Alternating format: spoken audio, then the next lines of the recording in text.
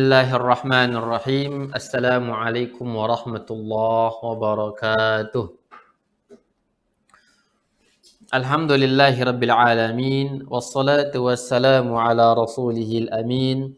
Wa ala alihi wa sahbihi ajma'in. Wa sallama tasliman katsira ila yaumiddin. Amma ba'du.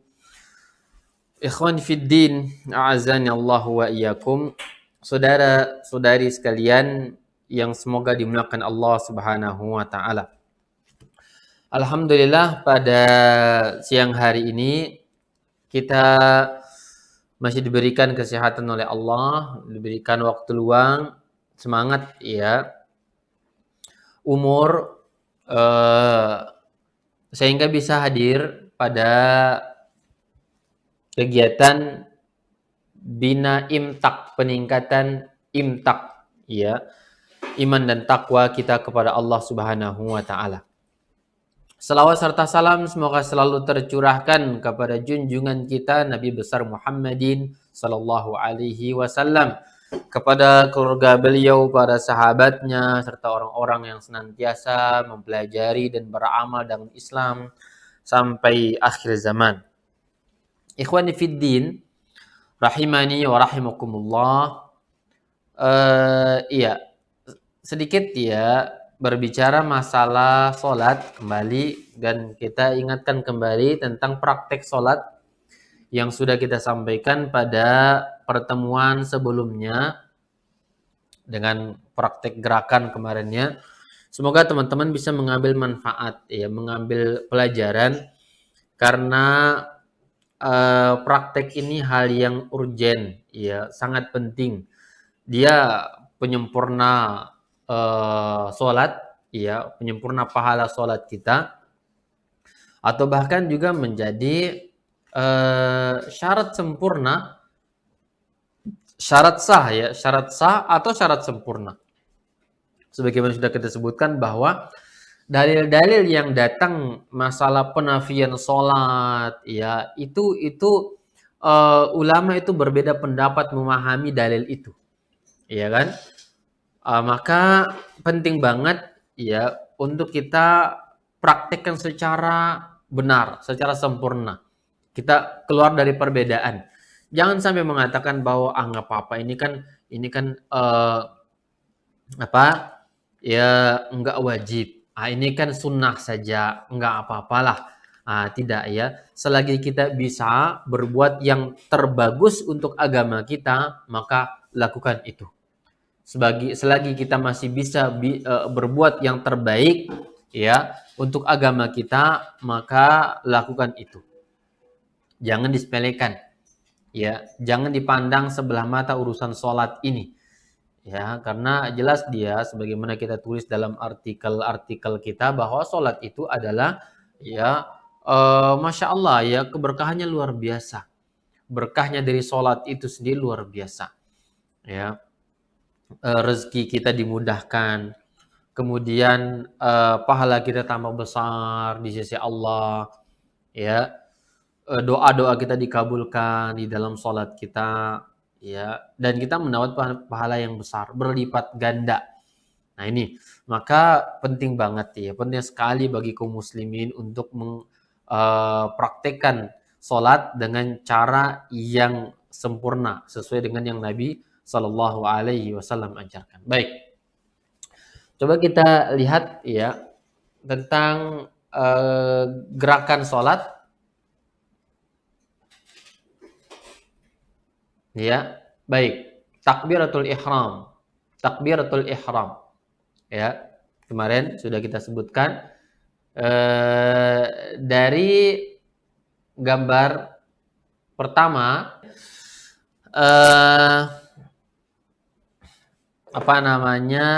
maka teman-teman ya semoga bisa mempraktekkan praktek sholat yang sesuai dengan dalil ya. Kita belajar, kita pelajari yang sesuai dengan dalil yang ada. Baik, kita lihat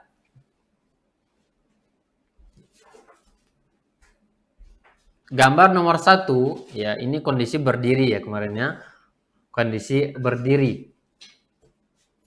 dan yang penting juga ya, setelah kita memahami ini, teman-teman ya,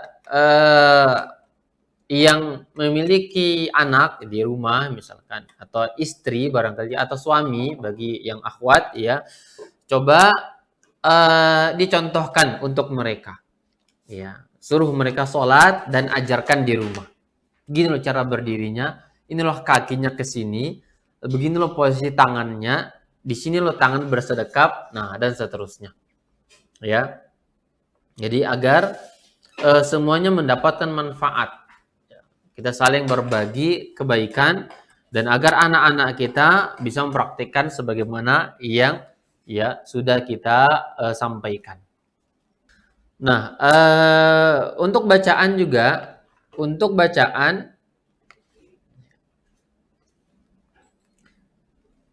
sholat, barangkali nanti ada buku ya, buku praktis tentang bacaan-bacaan sholat, insya Allah ya dapat di download itu juga, kemudian dibaca, dihafal ya, atau dibaca di website misalkan Rumaiso, Ustadz Abdul Tuaisikal itu juga bagus ya, bagaimana praktek-praktek dan bacaan-bacaan tersebut ya. Ya, di situ perhatikan nomor 1, gambar nomor 1 ya. Gambar 1 itu kondisi berdiri ya. Kondisi berdiri menghadap kiblat. Oke, kaki menghadap kiblat. Kedua, nomor 2, angkat tangan. Allahu Akbar, angkat tangan demikian. Ya. Pada gambar ketiga itu bersedekap. Ya, posisi bersedekap. Dan kemarin juga belum sampai kita bahas masalah makruhatus sholah, makruh sholat ya, makruh sholat.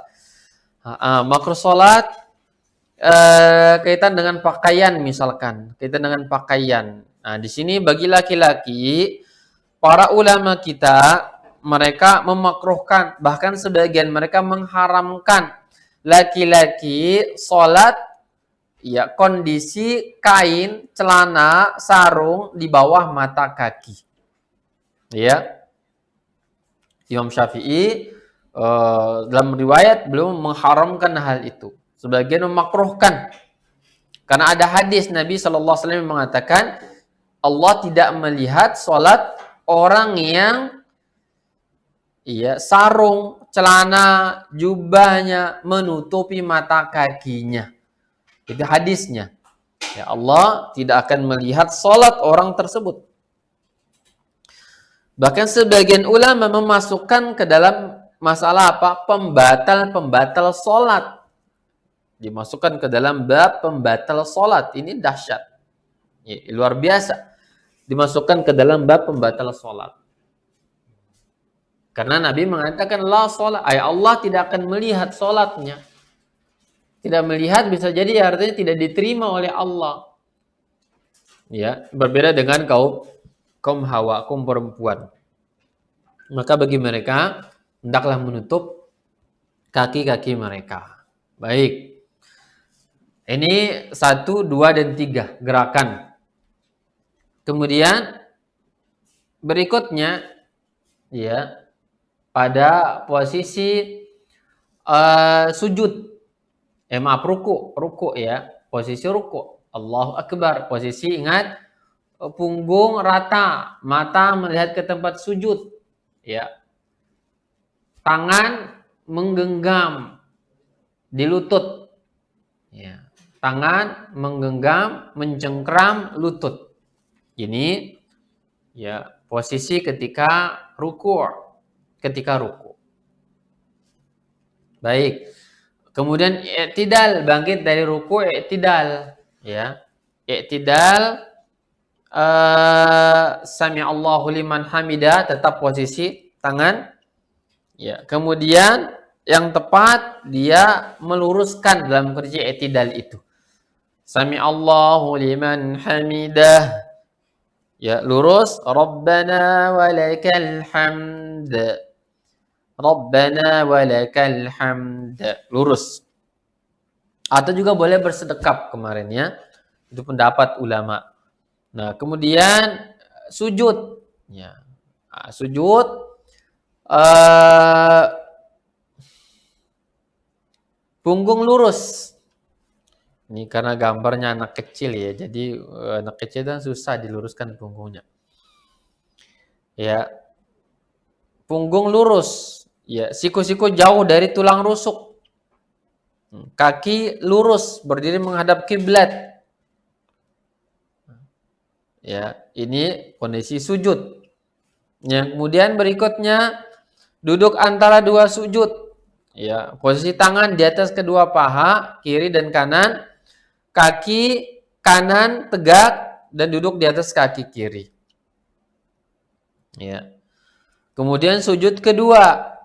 Ya, sama seperti sujud pertama tadi. Yang kemudian duduk antara dua sujud, bangkit ke rakaat berikutnya, ada duduk antara dua sujud. Kemudian setelah itu bangkit ya menuju berdiri. Sami Allah, Allahu Akbar, berdiri ya. Kemudian bersedekap. Oke. Tasyahud. Nah, tasyahud kemarin sudah kita bahas, boleh bergerak. Disunnahkan bergerak. Ya, bergerak ya. At-tahiyatu lillahi wassalawatu wattayyibat. Sampai selesai. Itu disunnahkan. Dan boleh tidak. Boleh juga tidak. Dan posisi duduknya demikian ya. Posisi duduknya seperti itu. Tasyahud akhir. Tasyahud akhir untuk sholat yang satu tasyahud. Sholat yang satu tasyahud, maka cara duduknya sama dengan duduk antara dua sujud. Ya. Adapun sholat yang dua tasyahud, ada awal ada akhir, maka cara duduk tahiyat akhirnya, tasyahud akhirnya adalah dia duduk di lantai, kaki kiri keluar, ya, dan kaki kanan tetap tegak. Ya. Kemudian salam. Assalamualaikum warahmatullahi ke kanan dan juga ke kiri. Assalamualaikum warahmatullahi. Baik. Nah ini seputar sholat, praktek dan gerakan ya kemarin ya. Nah dan di situ posisi kaki, ya harap menghindari cara memposisikan kaki melebar keluar. Hendaklah lurus menghadap kiblat. Ya, menghadap kiblat. Baik. Nah, kemudian ini dalam kondisi sholat jamaah. Nah, kita masuk di dalam sholat jamaah. Pertama kita berbicara masalah hukum, ya, berbicara masalah hukum sholat jamaah. Sholat jamaah, ya, berjamaah, ya, ini memang ada perbedaan ulama di dalam hukum. Jumhur ulama, mayoritas ulama kita mengatakan bahwa sholat jamaah itu hukumnya sunnah muakkad. Sunnah muakkad kata mereka. Ini jumhur ulama. Di sini Imam Syafi'i, Imam Malik bin Anas, ya, sebelumnya Abu Hanifah, Malik, Syafi'i berpendapat dia adalah sunnah muakkad. Imam Ahmad bin Hanbal berpendapat bahwa sholat jamaah hukumnya wajib. Wajib kata beliau. Dengan banyak dalil. Apa dalil kewajiban sholat jamaah? Nabi mengatakan bahwa aku akan bakar rumah orang-orang yang tidak sholat jamaah ke masjid. Aku akan bakar rumah-rumah mereka. Ya. Kemudian juga dalil berikutnya di mana sahabat Abdullah bin Umi Maktum, orang yang buta, dia bertanya, ya Rasulullah, apakah ada keringanan bagiku untuk sholat di rumah dan tidak ada yang menuntunku wahai Rasul? Maka Nabi mengatakan, iya. Pertama, Nabi mengatakan, iya, silahkan sholat di rumah. Namun Nabi panggil lagi orang tersebut. Hal sami'atan nida, apakah Anda mendengar seruan azan? Iya. Kalau begitu, wajib ke masjid. Wajib ke masjid. Nah ini bagi orang yang mendengarkan azan, maka hendaklah dia ke masjid. Ini orang buta ya. Orang buta yang dia mengatakan tidak ada yang menuntunku wahai Rasulullah. Baik. Nah, dan kondisi di zaman itu ya tidak ada mikrofon ya. Jadi di masjid dikumandangkan azan hanya untuk orang-orang yang di sekeliling, untuk beberapa orang, berapa rumah gitu ya, yang mendengarkan azan tersebut. Makanya Nabi tidak memberikan uzur kepada sahabat yang buta tadi. Dekat dengar azan artinya dekat dengan masjid. Ya, silakan ke masjid, nggak boleh ya untuk tidak ke masjid. Nah, adapun zaman sekarang kata para ulama kita, jika azan dikumandangkan dengan mikrofon, ya, maka yang menjadi patokan wajibnya bagi orang yang mendengar adalah posisi di mana dia diprediksikan dia bisa mendengar azan tanpa mikrofon. Dengan tanpa mikrofon. Itu yang wajib. Adapun dia dengar suara azan di sini dari misalkan dari Margonda sana. Ya, azan di Margonda, Masjid Agung Margonda, dia simak di Meruyung atau di Grogol. Ya, maka tidak ada kewajiban ke masjid bagi orang itu. Kenapa dia tidak mendengar azan?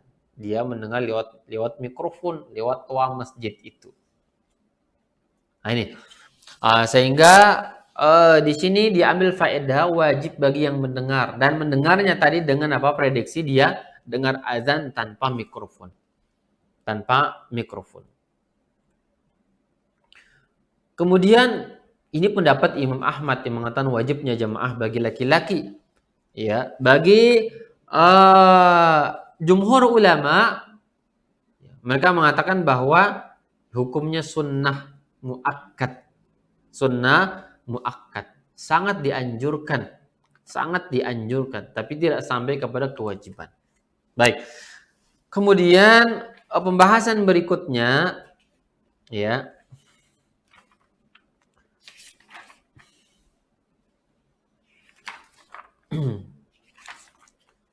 Tentang siapa yang berhak menjadi imam dalam sholat jamaah. Siapa yang berhak menjadi imam dalam sholat jamaah. Nabi SAW jelas mengatakan bahwa ya ummul qauma aqra'uhum li kitabillah. Yang berhak jadi imam itu adalah yang paling bagus bacaannya. Ya. Ada sebagian yang mengatakan bahwa yang paling banyak hafalannya. Yang paling banyak hafalannya. Jadi anak-anak kita kalau sudah mumayyiz, sudah balik apalagi ya ada mumayyiz itu belum balik. Dia belum baik, tapi sudah mengerti baik dan buruk, namanya mumayyiz. Yang kedua ada orang yang sudah balik dia, ya. Maka dia punya hafalan misalkan di rumah, banyak hafalannya. Sedangkan ayahnya tidak punya hafalan banyak, maka yang wajib jadi imam adalah anak itu. Laki-laki. Anak itu wajib jadi imam. Ya, ayah nggak punya hafalan, maka tidak boleh jadi imam. Maka Nabi mengatakan, ya ummul qauma aqra'uhum li kitabillah. Yang berhak jadi imam itu yang paling banyak bacaan Al-Qur'annya. Ya. Dulu para sahabat ada namanya sahabat Abdullah bin Abi Salimah. Beliau menjadi imam umur 7 tahun, imam di Mekah. Ya, tidak ada sahabat yang paling banyak hafalannya kecuali beliau. Maka kata dia, orang-orang tidak punya hafalan, ingin sholat. Maka mereka menyuruh saya untuk menjadi imam sholat. Nah, ini menjadi pelajaran bagi kita bahwa yang jadi imam itu adalah yang paling banyak hafalan dan juga paling bagus tajwidnya. Ya, paling bagus tajwidnya. Beda dengan kondisi di zaman kita ya, masyarakat kita itu tidak menerima kalau ada anak-anak muda ya jadi imam. Ya, yang berhak jadi imam itu ya para orang-orang yang sudah naik haji, sudah sepuh, sudah berumur. Walaupun bacaannya mungkin tidak betul, hafalannya tidak banyak, tapi mereka kedepankan itu. Ini yang salah. Ini kurang sunnah. Ya. Jadi kaitan dengan orang yang berhak menjadi imam. Kemudian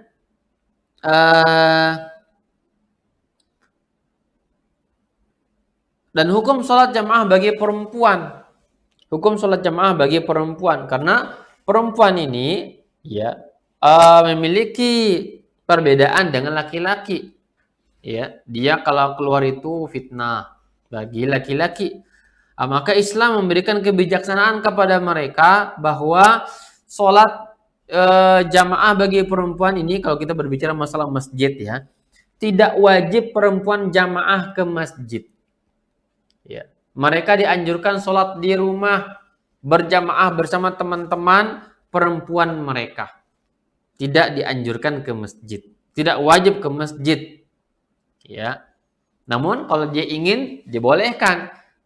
Karena Nabi mengatakan, la tamna'u nisa'akumul masjid. Jangan larang mereka ke masjid. Ya.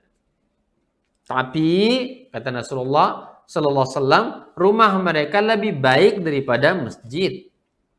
Ya, kamar mereka lebih baik daripada masjid, rumahnya tertutup. Tempatnya tertutup, sholat lebih baik bagi perempuan. Makanya ya, mereka itu disunnahkan ya sholat di belakang laki-laki atau bahkan yang menjadi suatu keharusan ya. Ya, para ulama kita mengatakan bahwa tidak sah ya, perempuan di depan laki-laki. Ya, hendaklah mereka sholat di belakang laki-laki. Sebagian ulama batal sholat, sebagian mereka mengatakan batal sholatnya. Maka kesimpulannya kata ulama bahwa perempuan tidak wajib ke masjid. Tapi kalau mereka ingin ke masjid maka dibolehkan. Hal itu dibolehkan bagi mereka. Namun jika mereka itu ingin berjamaah bersama teman-teman perempuannya di rumah-rumah, maka itu afdol. Hal itu menjadi sesuatu yang sifatnya afdol. Kemudian yang berikutnya, posisi ya atau jumlah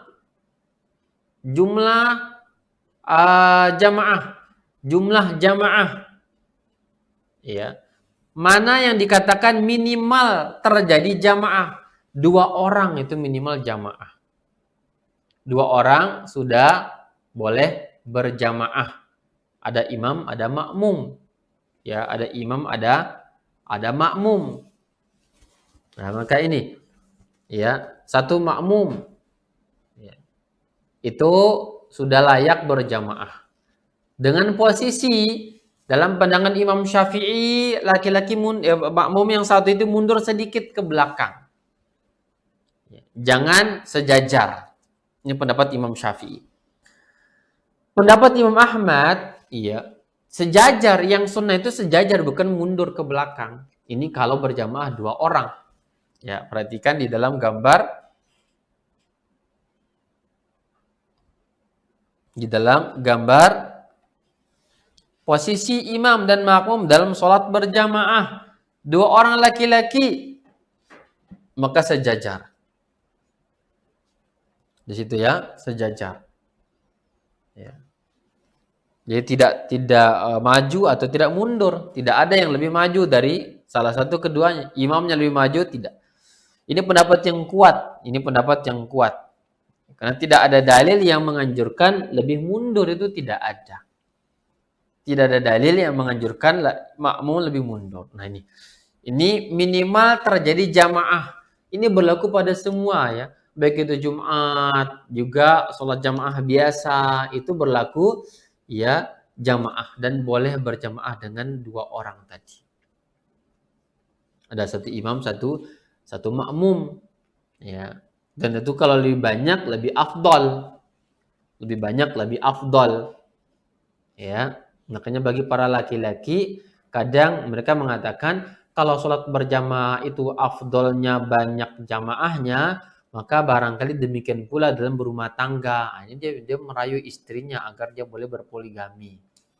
Ya, kalau berdua kan pahalanya sedikit, kata dia. Kalau berjamaah 4 itu kayaknya lebih lebih banyak pahala kita, kata dia ya. Baik. Nah, ini jadi afdol lebih banyak ya. Nah, kemudian kalau jamaahnya perempuan, ya demikian posisinya. Kalau jamaah perempuan, laki-laki di depan, perempuan di belakang. Laki-laki di depan, perempuan di belakang. Ya. Kalau ada 2 laki-laki 1 perempuan,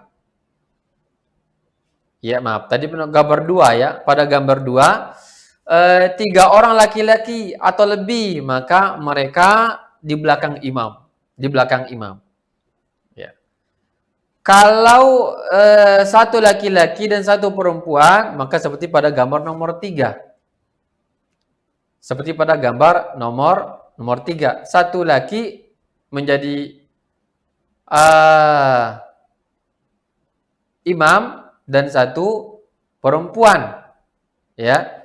Pada gambar 4, 2 laki-laki dan 1 wanita atau lebih. Maka demikian posisinya. Jadi imam yang hitam itu imam, ya. Kemudian sebelah kanan makmum laki-laki, di belakang makmum ya perempuan. Ya, nomor 5, 2 orang perempuan. Di sini maksudnya apa? 1 imam. Yang hitam itu imam, yang tidak hitam itu makmumnya. Demikian posisinya. Ya, itu nomor 5. Nomor 6, 3 orang wanita atau lebih. Di sini maksudnya apa? Yang hitam itu imam. Ya, maka di tengah posisi perempuan itu dia kalau berjamaah di tengah itu perempuan. Tidak maju, tidak mundur. Tidak maju dan tidak mundur. Ya. Adapun laki-laki, maka dia ada khilaf ulama. Sebagian pendapat, sebagaimana pendapat Abdullah bin Mas'ud mengatakan bahwa laki-laki itu terkadang juga boleh demikian, yakni ya tidak ada imam maju tidak mundur, sejajar dengan makmumnya di barisan pertama itu. Ini sebagian pendapat. Ya, sebagian pendapat. Jadi adapun perempuan maka mereka ya di tengah seperti itu. Ya, tidak maju dan tidak mundur. Baik. Kemudian yang nomor 6. Nomor 7, beberapa laki-laki. Maka demikian posisi sholatnya. Ya. 1 imam di depan, laki-laki di belakang imam, dan perempuan di belakang mereka. Nomor 8, bila ada anak-anak. Bila ada anak-anak, ya, ada imam, kemudian anak-anak, ya, dan akhwat perempuan di belakang. Jadi laki-laki, kemudian anak-anak, kemudian perempuan. Ya, jika mungkin dimasukkan ke dalam barisan, maka tidak masalah. Digabung, misalkan di samping orang-orang dewasa tidak masalah. Ya, tapi memang untuk anak-anak yang di belakang imam itu adalah orang yang hendaklah dia hafal Quran, yang bagus bacaannya. Ini di belakang imam ya. Ini orang yang menjadi berada di belakang imam, karena suatu kondisi misalkan imam itu batal sholat, dia harus keluar. Ya, bagaimana caranya dia keluar? Dia kata para ulama, dia tutup hidung. Agar makmum itu paham, ini batal sholat, dia buang angin. Maka dia tutup hidungnya dan dia tarik orang yang di belakangnya untuk menggantikan posisi imam itu.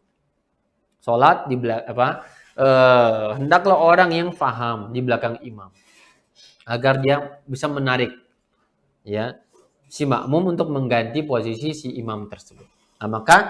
Makanya tidak bagus kalau anak-anak di belakang imam ya. Hendaklah orang yang dewasa yang paham tentang fikih sholat, tentang gerakan sholat, tentang bacaan-bacaan sholatnya.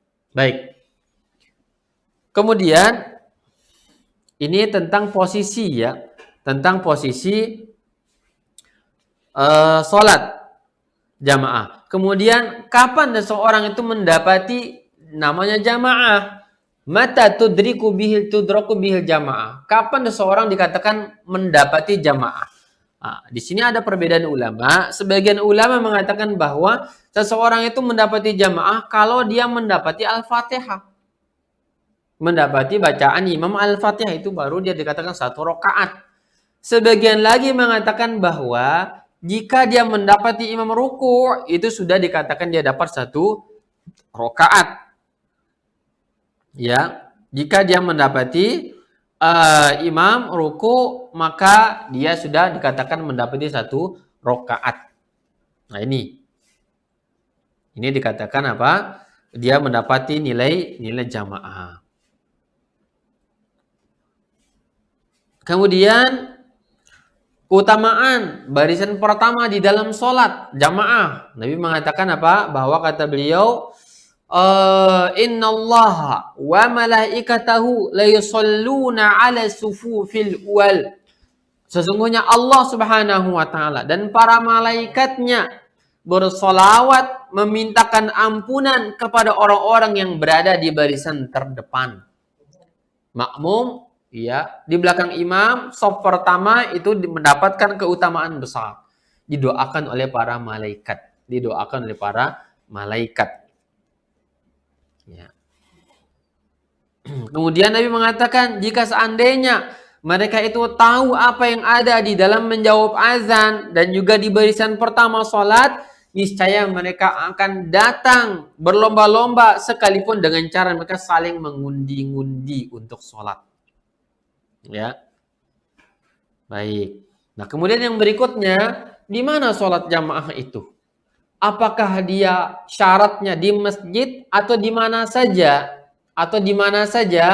Pendapat yang tepat bahwa memang afdolnya di masjid. Tapi sah berjamaah di luar masjid. Tidak menjadi syaratnya jamaah di dalam masjid. Contoh di kantor. Ya, di rumah boleh berjamaah. Ini pendapat yang kuat. Pendapat yang kuat yang terjadi di kalangan para ulama kita. Ada perbedaan mereka di dalam hal itu. Ya. Jadi boleh berjamaah di selain masjid. Namun jika ke masjid afdal. Jika mampu ke masjid maka afdal bagi orang tersebut. Baik. Kemudian dimakruhkan sholat berjamaah ya bagi orang-orang yang pertama dia makan bawang. Aroma, bau mulut tercium oleh tetangga kiri dan kanannya dalam sholatnya. Maka Nabi mengatakan, man akala sauman au basalan fala yaqrubanna musallana. Barang siapa yang dia makan bawang putih atau bawang merah, maka janganlah dia sholat bersama kami. Dimakruhkan itu sholat, ya demikian. Gugur kewajiban jamaah bagi orang itu. Sampai dia sikat gigi, bersihkan, maka wajib berjamaah kembali. Yang kemudian yang kedua, gugur kewajiban jamaah bagi orang yang bersafar. Orang yang bersafar gugur kewajiban jamaah. Dia dapat keringanan tidak wajib jamaah dan bahkan meringkas sholat. Dia boleh meringkas sholatnya. Yang 4 jadi 2. Itu saja. 3 tetap 3. 2 tetap 2. Yang diringkas 4 jadi 2. Isya, zuhur, dan asar. Yang kedua, gugur kewajiban bagi perempuan. Tadi sudah kita sebutkan. Yang ketiga, gugur kewajiban bagi orang yang sakit. Dan juga bagi orang yang budak. Dulu budak ya. Tidak ada kewajiban jamaah bagi budak. Ya. Nah, apalagi ini kondisi COVID ini, corona ini bisa tidak wajib ke masjid, gugur kewajiban ke masjid. Ya, karena memang kondisi wabah, kondisi bala. Ya. Kemudian ulama juga mengatakan hal lain, misalkan khawatir ya, ada perampok di jalan. Maka kalau ke masjid bisa jadi nyawa terancam, harta benda terancam, maka tidak usah ke masjid. Ini gugur kewajiban ke masjid. Ya. Setelah kita mengatakan wajib ke masjid, tadi pendapat yang kuat ya, pendapat Imam Ahmad, namun ada hal-hal yang membuat gugur ya kewajiban jamaah ke masjid. Hujan deras, angin kencang, ya, ada binatang buas di jalan, ada begal di jalan. Ya, maka ini menggugurkan kewajiban ke masjid. Bahkan Imam Malik mengatakan Sebagian ulama kita mengatakan apa bahwa boleh meninggalkan jamaah bagi pengantin-pengantin baru kata beliau. Walaupun pendapat itu dianggap nyeleneh oleh sebagian ulama kita, ya. Mentang-mentang pengantin baru nggak keluar kamar gitu ya, nggak boleh. Tetap ke masjid, ya. Kecuali ada uzur yang lainnya. Nah, ini orang-orang yang gugur kewajiban ke masjid. Musafir, contoh musafir misalkan dia bersafar ke Kalimantan berhari-hari, berbulan-bulan, dia tidak wajib ke masjid. Dan dia musafir, niatnya safar terus dia sampai kembali ke Jakarta, ke Depok misalkan, ke kampung halamannya, maka ketika itu dia kembali dan wajib ke masjid. Adapun masih kondisi safar, bertahun-tahun tempat safarnya, ya maka boleh bagi dia tidak ke masjid. Namun afdal bagi orang itu dia sholat ke masjid bersama jamaah kaum muslimin di daerah setempat. Nah, kemudian kewajiban makmum mengikuti imamnya. Mengikuti imamnya. Sebagaimana sudah kita singgung kemarin tentang bagaimana kewajiban makmum terhadap imam, yaitu tidak boleh mendahului imam. Jika mendahului imam, batal sholat. Batal sholat. Ya, dalam hal-hal yang sifatnya rukun sholat. Adapun telat sedikit itu nggak apa-apa, diampuni. Ya, namun yang afdol adalah apa? Ikuti imam. Jangan terlalu lama imam sudah bangkit dari sujud, dia masih doa, ini salah. Imam sudah selesai salam, dia masih doa, ini juga salah. Tidak dibolehkan demikian. Jadi ada 4 keadaan imam dengan makmumnya. Pertama, dia berbarengan, namanya muwafaqah, berbarengan. Ini makruh. Ya. Yang kedua, mukhalafah. Mukhalafah imam dulu, dia lama belakangan. Ini juga dimakruhkan. Ya. Ada yang dilarang, yang diharamkan. Apa itu? Dia mendahului imamnya. Dia dulu, imam belum, dia sudah duluan. Ini batal sholatnya dalam hal-hal yang dia rukun sholat. Yang tepat mutaba'ah. Apa itu mutaba'ah? Dia bergerak setelah imamnya bergerak. Ya, imam bergerak, kemudian berikutnya dia bergerak. Ini ya tentang keadaan imam dan makmum. Apakah makmum wajib membaca Al-Fatihah? Berikutnya pembahasan, apakah makmum wajib membaca Al-Fatihah? Makmum dalam sholat jahriyah. 1. Sholat jahriyah. Dalam rakaat 1 dan 2, maka tidak wajib bagi makmum membaca Al-Fatihah. Ada perbedaan di sini. Ada perbedaan. Imam Syafi'i mengatakan wajib baca Al-Fatihah bagi makmum. Setiap orang yang sholat sendiri atau berjamaah, makmum maupun imam tetap wajib membaca Al-Fatihah. Ya. Karena sabda Nabi SAW, la sholata liman lam yaqra' bi fatihatil kitab. Tidak sah salat orang yang tidak baca Al-Fatihah.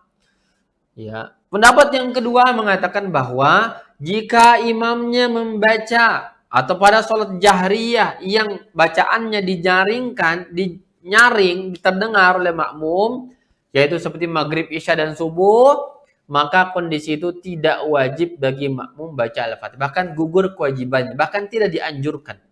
Dia disuruh untuk mendengar. Dalilnya firman Allah, "Idza quri'al Qur'an fastami'u lahu wa ansitu la'allakum turhamun." Jika dibacakan Al-Qur'an kepada kalian, maka dengarlah. Ya, dengarlah agar kalian mendapatkan rahmat. Agar kalian mendapatkan rahmat. Jadi disuruh untuk mendengar. Ya, jangan sampai imam baca, makmum juga baca.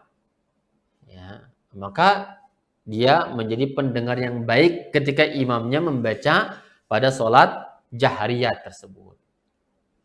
Baik. Nah, adapun pada sholat sirriyah, maka dia dianjurkan. Dianjurkan, tidak wajib.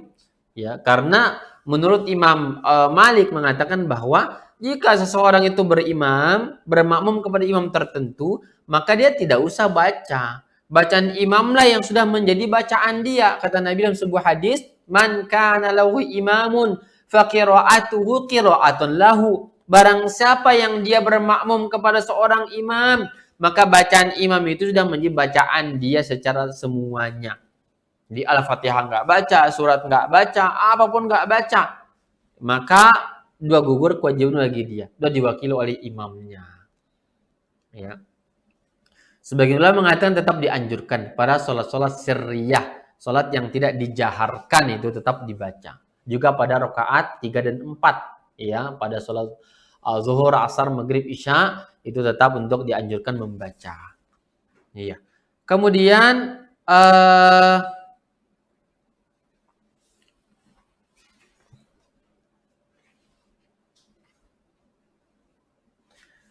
dalam sholat berjamaah disunnahkan untuk meringankan bacaan, tidak panjang-panjang. Sholat sendiri silakan panjang. Berjamaah afdolnya diringkas, diringankan. Ya, karena Nabi mengatakan kalau kalian sholat berjamaah maka hendaklah kalian ringankan, karena di belakang kalian itu ada orang tua, orang yang punya kebutuhan, ada orang yang sakit, ada anak-anak yang barangkali mereka punya kebutuhan segera mendesak. Maka kalau berjamaah ringankan bacaannya, sendiri panjangkan. Baik, ini sekira itu seputar sholat jamaah ini, semoga bermanfaat. Dan teman-teman jika ada pertanyaan ya silakan untuk ditanyakan. Kita diskusikan seputar sholat jamaah ini. Nah, Allahu taala a'lam bishawab. Tafadhal.